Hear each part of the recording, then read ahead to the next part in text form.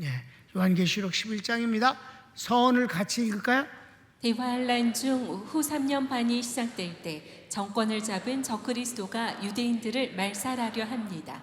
하나님께서 두 선지자를 세우시고 택하신 백성을 구원하십니다. 이때 구원받는 사람들을 남은 자라 예언했습니다. 예, 하나님이 마지막으로 구원하시는 역사예요. 그러니까 그 전에 휴거를 한 뒤 1300년 만에 그 휴거된 사람들의 친척이라든가 가족들이 안 믿고 배기겠냐고, 그때 신앙생활을 하면서 그때 전쟁에 죽기도 하고 핍박을 받아 죽기도 하고 하면서 많은 사람들이 순교를 통해서 그들의 신앙이 증명됩니다.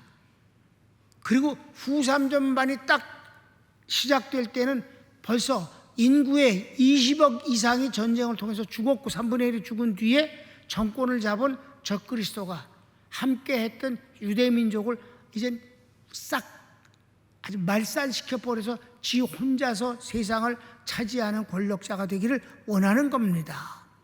이럴 때 하나님께서 이럴 때 딱 타이밍이 이 모든 것도 하나님이 역사하시는 거예요. 그러니까 전쟁에서 승리케 하신 이도 하나님이고 이 정권을 적그리스도가 갖게 하신 이도 하나님이시고 그 다음에 유대인들을 다 몰살시키려고 하는 마음도 하나님이 주신 것이라고 우리는 언제 공부했어요? 지난 주일날 요한계시록 17장 17절을 통해서 확인한 바입니다. 이때 이 타이밍이 바로 하나님께서 그렇게 완악하고 예수님을 믿지 않은 유대민족을 한꺼번에 구원하실 제일 좋은 기회로 삼으신 것입니다. 그래서 이 위기 속에 긴장 속에 하나님이 두 선지자를 세워서 두 선지자로 하여금 예수님의 복음을 전하면서 어마어마한 기적을 통해 적들을 물리치고 죽이고 심판하시는 과정에서 유대민족들은 민족적으로 예수를 믿고 돌아서게 된다. 이때 이제 하나님께서 이 민족들을 보호하시고 인도하시는 것입니다. 이게 후 3년 반에 시작되는 시점에서 일어난 일이에요. 자, 로마, 이것이 남은 자라고 표현했는데 이 남은 자에 관한 예언은 이사야서 10장에 남은 자라는 소제목을 갖고 한 5절을 기록하고 있는데 그 중에 22절을 인용을 한 것이 로마서 이제 오늘 나오는 9장 27절 28절입니다. 이거를 다시 받아들여서 오늘 현재 이제 하나님께서 이스라엘 백성들을 구원하신 마지막 때가 이때임을 말씀해 주시는 거예요. 그러니까 가운데 예언서를 봅시다. 로마서 9장을 보겠습니다. 시작. 또 이사야가 이스라엘에 관하여 외치되 이스라엘 무자손의 수가 비록 바다의 모래 같을지라도 남은 자만 구원을 얻으리니 주께서 땅 위에서 그 말씀을 이루사 필하하시고 끝내시리라 하셨느니라. 아멘. 이미 이사야 선지자를 통해서 예언하신 것을 사도 바울을 통해서 하나님의 구원 섭리에서 또 인용을 하면서 이것을 확인하고 그 확인한 것이 이루어지는 현장이 바로 7년 대환란 후 3년 반 시작될 때 이때가 그 타이밍이다. 아멘. 그 내용을 보겠습니다. 1번 마지막 구원의 역사는 하나님의 뜻과 섭리에 의해 이루어집니다. 가르치기 1번 적그리스도의 정권과 이스라엘 민족을 죽이려는 마음도 하나님의 섭리입니다. 섭리예요. 자, 11장 1절을 보겠습니다. 또 내게 지팡이 같은 갈대를 주며 말하기를 일어나서 하나님의 성전과 제단과 그 안에서 경배하는 자들을 청량하되. 성경엔 하나님이 청량이란 단어가 나오는데 그때마다 자가 나와요. 자를 통해서 정확하게 딱딱딱 경계를 딱 해갖고 이 경계 안에 있는 사람들은 하나님의 택한 백성으로 아무도 건드리지 못하도록 보호하신다는 의미에서 청량입니다. 나와 여러분은 이 하나님의 청량 안에 들어있는 하나님의 백성입니다. 그러니까 7년 대환란 때도 딱 그렇게 나누어서 유대민족은 청량해서 안에 포함되고 바깥에는 관심이 없다. 그건 하나님이 심판하실 대상들이니까. 아멘. 그럼 이 모든 것들이 하나님의 섭리임을 우리 지난 시간에 공부했는데 한번 17장 17절을 보겠습니다. 하나님이 자기 뜻대로 할 마음을 저희에게 주사 한 뜻을 이루게 하시고 저희 나라를 그 짐승에게 주게 하시되 하나님 말씀이 응하기까지 하심이니라. 예, 그렇습니다. 그러니까 전쟁의 승리도 하나님이 주신 것이고 승리한 적그리스도가 유대인들을 몰살시켜버리라는 마음도 하나님이 적그리스도에게 주셨고, 그런데 어느 때까지? 3년 반만이다. 3년 반이 끝났을 땐 적그리스도와 그에게 속한 모든 자들은 몰살당한다. 그 대신 하나님의 백성인 유대민족들은 청량하여 그들을 보호하시고 천년왕국에 들어가게 하신다. 그거지. 자, 2번. 이스라엘 민족을 구원하시는 것도 하나님의 뜻입니다. 물론 그것도 하나님의 뜻이에요. 분명히 그렇게 청량을 했다고 그랬죠. 1절 아까 읽었죠. 그 다음에 3번.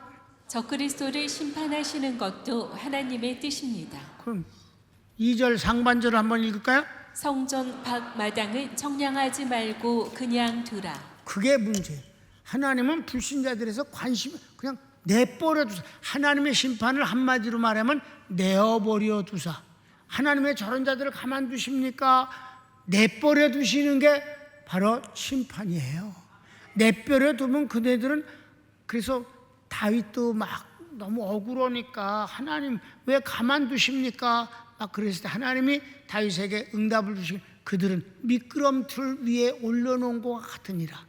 찍 덜거덕 떨어진 곳은 지옥이야. 그러니까 그네들은 내버려 둔 게 아니다. 그들은 그냥 심판을 받으러 가는 길일 뿐이다. 이렇게 말씀하시는 거예요. 4번. 적그리스도가 후 3년 반 동안 이스라엘 민족과 성전을 박해합니다. 적그리스도는 그 자기의 허락된 기간 3년 반 동안을 이스라엘 백성들을 죽이려고 길을 쓰고 뿐만 아니라 하나님의 성전도 파괴시킨다 이 말입니다. 아주 이스라엘 민족하고 성전 아주 꼴르기 싫다. 저것들 맨날 야외 부르고. 그래서 그렇게 한다. 성경을 읽을까요? 이것을 이방인에게 주었은즉 저희가 거룩한 성을 42달 동안 짓밟으리라. 그렇습니다. 그네들은 허락받은 걸 갖고 박해를 하는 거예요. 그러나 그것 때문에 망하는 법은 없는 것이다. 하나님은 또 구원하시는 거니까. 그래서 이 큰 2번. 하나님께서 두 선지자를 세우십니다. 가로치기 1번. 두 선지자가 권능을 받고 1260일 동안 복음을 전합니다. 이 두 선지자는 중간에 죽임을 당하는 게 아니에요. 사명을 다 완수하는 거예요. 어떻게? 1260일은 3년 반의 날짜입니다. 연수로는 3년 반이고 개월수로는 42개월이고 날짜로는 1260일입니다. 그러니까 그는 3년 반 동안 시작부터 끝까지 다 사명을 완수하고 마지막 순교를 당하는 겁니다. 그냥 순교하는 겁니다. 아멘. 자, 읽읍시다. 3절. 내가 나의 두 증인에게 권세를 주리니 저희가 굵은 베옷을 입고 1260일을 예언하리라. 아멘. 2번. 주 앞에 서 있는 두 사람을 두 감람나무와 두 촛대라 부릅니다. 계시록은 상징적인 단어를 많이 쓰고 있어요. 이 두 선자를 두 촛대라고도 하고 두 감람나무라고도 부른다라고 한 것입니다. 그냥 그런 줄만 알면 돼. 지나가면 읽읍시다. 이는 이 땅의 주 앞에 섰는 두 감람나무와 두 촛대니 3번. 선지자들을 대적하면 입에서 불이 나와 적을 삼켜버리고 적들은 죽임을 당합니다. 5절을 읽읍시다. 만일 누구든지 저희를 해하고자 한즉 저희 입에서 불이 나서 그 원수를 소멸할지니 누구든지 해하려 하면 반드시 이와 같이 죽임을 당하리라. 이제 앞으로 이 선지자들이 어마어마한 권능을 행하는데 모세부터 시작되어진 모든 선지자 가운데서 이만한 권능을 가진 사람은 아무도 없어요. 모든 선지자들의 모든 권능을 합친 것보다 더 많은 기적을 역사하는 선지자들이에요. 3번. 선지자들은 권능자입니다. 가르치기 1번. 예언을 하는 동안 비가 오지 않게 합니다. 16절 딱 한 절이에요. 저희가 권세를 가지고 하늘을 닫아 그 예언을 하는 날 동안 비 오지 못하게 하고 2번. 물을 피로 변하게 하며 중간입니다. 또 권세를 가지고 물을 변하여 피되게 하고 3번 여러 가지 재앙을 내립니다. 읽읍시다. 아무 데든지 원하는 대로 여러 가지 재앙으로 땅을 치리로다. 그러니까 이런 선지자는 없었어요, 지금까지. 그러니까 마지막 유대인들을 한꺼번에 구원하시되 적그리스도를 박살을 내림과 함께 구원하시는 역사가 있기 때문에 유대 민족은 다 믿게 되는 거예요. 적은 죽이려고 그러지 자기를. 그런데 하나님께서 두 선지자를 보내는데 어마어마한 이적을 행하시지. 그분이 바로 예수님을 정한단 말이에요, 복음을 전해. 그러니까 민족적으로 한꺼번에 넘어오더라 이 말입니다. 4번 두 선지자가 순교합니다. 가르치기 1번. 두 선지자는 후 3년 반 동안의 사명을 마치고 적그리스도에 의해 순교당합니다. 7절 말씀. 저희가 그 증거를 마칠 때 무적행으로부터 올라오는 짐승이 저희로 더불어 전쟁을 일으켜 저희를 이기고 저희를 죽일 터인즉. 네. 2번 두 증인이 순교한 곳은 예루살렘입니다. 읽읍시다. 저희 시체가 큰 성길에 있으리니 그 성은 영적으로 하면 소돔이라고도 하고 애굽이라고도 하니 곧 저희 주께서 십자가에 못 박히신 곳이니라. 그러니까 상징적인 이름이 소돔이라고 그러고 애굽이라고도 그러고 또 뭐 감람나무라고도 그런 상징이고 직접 되어진 거는 바로 저희들이 죽은 곳은 예루살렘이다. 그 예수님이 십자가에 못 박히신 곳이니까 예루살렘입니다. 그 예루살렘이 전체 통일 국가의 수도가 예루살렘이기 때문입니다. 자, 3번. 온 세계 불신자들이 두 선지자의 죽음을 기쁨으로 바라봅니다. 성경을 읽읍시다. 백성들과 족속과 방언과 나라 중에서 사람들이 그 시체를 사흘 반 동안을 목도하며 무덤에 장사하지 못하게 하리로다. 이 두 선지자가 땅에 거하는 자들을 괴롭게 한 고로 땅에 거하는 자들이 저희의 죽음을 즐거워하고 기뻐하여 서로 예물을 보내리라 하더라. 예, 후 3년 반이 끝납니다. 그는 순교당했습니다. 사명을 다하고. 그랬더니 이 선지자를 너무너무 싫어하는 놈들이 다잖아. 정권 잡은 놈들이 다. 그러니까 죽으니까 너무 좋아해갖고 막 서로 선물을 보내고 그러면서 땅에 묻지 말라, 장사 못하게 해라, 시체를 걸어놔라. 그래서 시체를 장사 지내지 못하게 사람들이 복에 걸어놨습니다. 그런데 여기서 재밌는 거는 이 시체를 모든 불신자들이 보고 즐거워했다고 그러는데 뭐라 그래? 백성들, 족속들, 모든 언어, 다른 저들, 그리고 모든 나라 중에서, 그러니까 세계야. 세계의 모든 그때 당시 이 적그리스도에게 속한 자들이 전부 즐거워했다 그랬어요. 이게 가능합니까? 그러니까 주석을 보면은 여기가 예루살렘이기 때문에 그때 많은 나라에서 찾아온 사람들이 그걸 봤다고 이렇게 그럴듯하게 해석을 하지만 그게 아니에요. 이건 전 세계를 뜻하는 것입니다. 어떻게 그걸 봤을까? 여러분, 사도 요한이 이것을 쓸 때는 AD 95년입니다. 지금은 그가 예루살렘에 매달려 있는 것을 전시되어 그 시체가 전시된 걸 누구나 볼 수 있습니다. 뭘로? 인터넷을 통해서, 위성방송을 통해서 다 보는 거 아닙니까? 그러니까 내가 젊었을 때 주석을 볼 때 이거를 주석을 하는 사람이 없습니다. 그러니까 아까 얘기했듯이 외국에서 수도이니까 예루살렘에 와서 그들이 본 걸 얘기하는 거라고 얘기하는데 그게 아니거든. 전 세계가 함께 기뻐했다 그랬어요. 이게 여러분 과학이 따라오지 못하는 때의 일을 기록하신 것입니다. 그거는 여러분 아주 많아요. 과학이 발달하니까 성경에 이걸 말씀하시는 거로구나. 그제서 이해하는 것들은 한두 가지가 아니옵시다. 그 중에 하나가 이겁니다. 그런데 내가 성경을 열심히 읽을 때 신약 성경을 100여 번 읽었잖아요. 그때 읽을 때 나는 그걸 이해하고 있었어요. 왜냐하면 방송국에 근무했으니까 방송국에는 그때도 이미 미국의 방송이 실시간으로 나오는 것을 모니터에 영어 방송이 나오는 게 같은 그냥 틀어놔 항상. 그게 나와요. 어떻게 될까?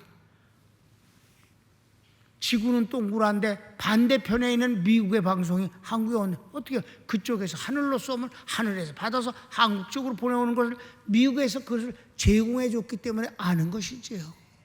아멘. 그게 인공위성을 통해서 중계된 것을 난 그때 알고 좋아했어요.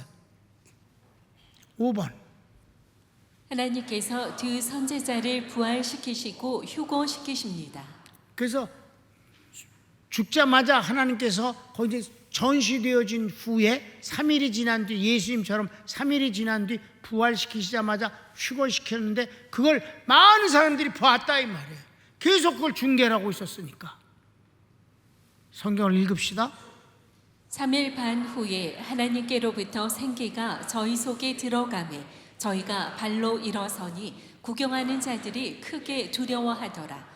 하늘로부터 큰 음성이 있어 이리로 올라오라 함을 저희가 듣고 구름을 타고 하늘로 올라가니 저희 원수들도 구경하더라. 아멘. 다 보고 있는 상황 속에서 주님이 부활시키고 승천시키셨어. 휴거시켰어. 아멘. 그래서 당구장표 여기서 중요한 거를 내가 여러분에게 알려주는 거예요. 시작. 두 선제자의 부활과 휴거는 대환란 중 구원받은 성도의 죽음 이후를 보여줍니다. 그러니까 대환란 가운데서도 예수 믿고 죽는 사람이 생기잖아. 그네들은 어떻게 되는 거냐 하는 궁금증이 나오는데 성경에 그런 게 하나도 안 나와요. 그런데 이 두 선지자의 죽음과 부활과 휴거되어지는 모습을 저렇게 되는구나. 하나님이 그렇게 하시는 거구나. 아멘. 그걸 알게 됐다는 거지. 그 상황에서는 다 알지만 지금 같은 우리는 성경에 이거 안 나오니까 잘 몰랐는데 이 선지자 두 사람을 통해서 우리가 알 수 있게 됐다 이 말이에요. 6번. 불신자들이 두려움 가운데 하나님께 영광을 돌립니다. 선제자를 조롱한 것에 대해 하나님의 심판이 지진으로 나타납니다. 이들이 이 선지자들을 조롱한 그거에 대한 값으로 하나님 지진을 일으켜서 7,000명을 죽이고 성전이 무너집니다. 그 시에 큰 지진이 나서 그 뒤 계속해서 죽은 자가 7,000명이고 성의 10분의 1이 무너지는 것을 본 불신자들이 두려움으로 하나님의 심판을 시인합니다. 그래서 이게 무슨 말이냐? 다 영광을 돌렸다 그래서 13절 하반절 읽을까? 성 10분의 1이 무너지고 지진에 죽은 사람이 7,000이라 그 남은 자들이 두려워하여 영광을 하늘의 하나님께 돌리더라. 자, 이 불신자들이 하나님께 영광을 돌린다는 말은 여기서 끝이에요. 11장에서. 그 뒤는 하나님을 원망하고 욕지거리하고 그래요. 왜? 지금까지 이 모든 것들을 지켜봤잖아. 그런데 하나님이 금방 그 죄값으로 지진을 일으켜서 7,000명을 땅속에 묻어버리시고 성이 무너지고 하는 것을 보고 뭐라 그랬어요? 놀라워하면서 하나님께 영광을 돌릴 때 이건 즐거움과 감사로 영광을 돌리는 게 아니라 하나님의 그 능력을 시인할 수밖에 없었다. 고백했다 이 말이죠.